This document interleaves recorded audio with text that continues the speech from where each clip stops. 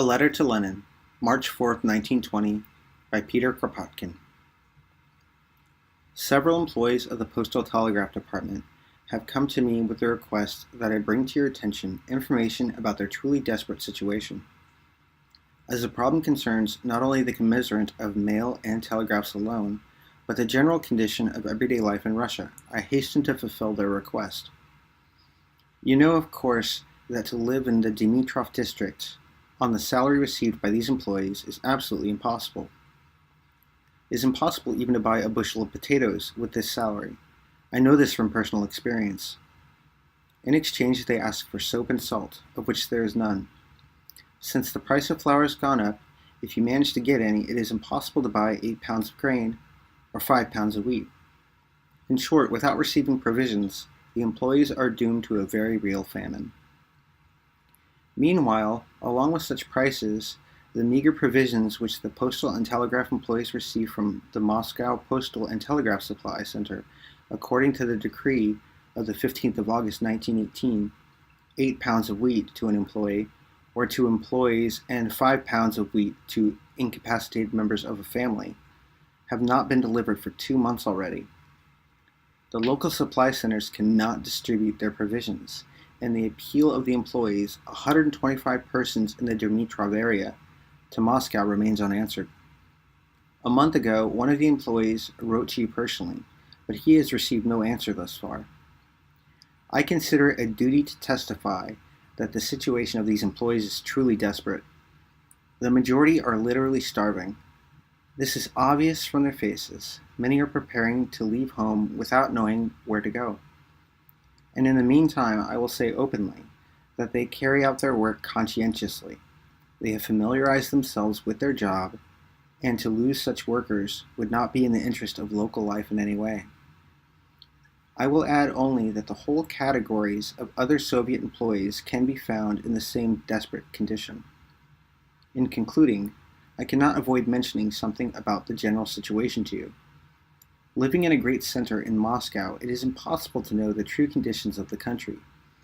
To know the truth about current experiences, one must live in the provinces, in close contact with daily life, with its needs and its misfortunes, with the starving adults and children, with running back and forth to offices in order to get permission to buy a cheap kerosene lamp, and so forth.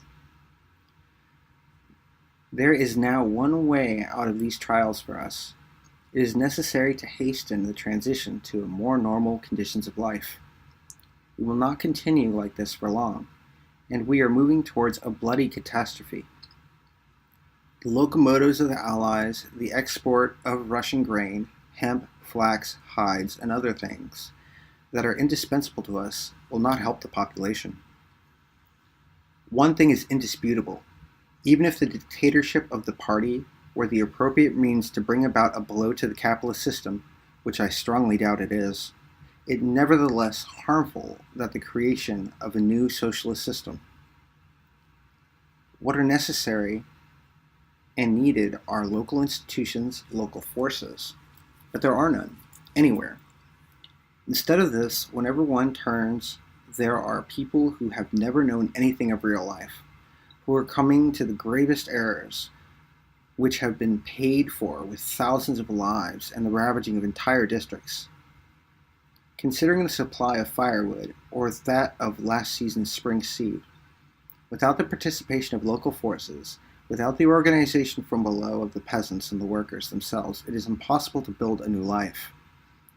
It would seem that the Soviets would have served precisely this function of creating an organization from the below. But Russia has already become a Soviet republic only in name. The influx of taking over the people by the party, that is, predominantly the newcomers, the ideological communists, and more in urban centers, has already destroyed the influence and constructive energy of the promising institution. The Soviets at present, it is the party committees, not the Soviets, who rule Russia. And the organization suffers from the defects of bureaucratic organization. To move away from the current disorder, Russia must return to the creative genius of local forces, which, as I see it, can be a factor in the creation of new life. And the sooner that the necessity of this is understood, the better. People will be all the more likely to accept new social forms of life. If the present situation continues, the very word socialism will turn into a curse. It is what happened to the conception of equality in France for 40 years after the rule of the Jacobins. With comradely greetings, P. Kropotkin.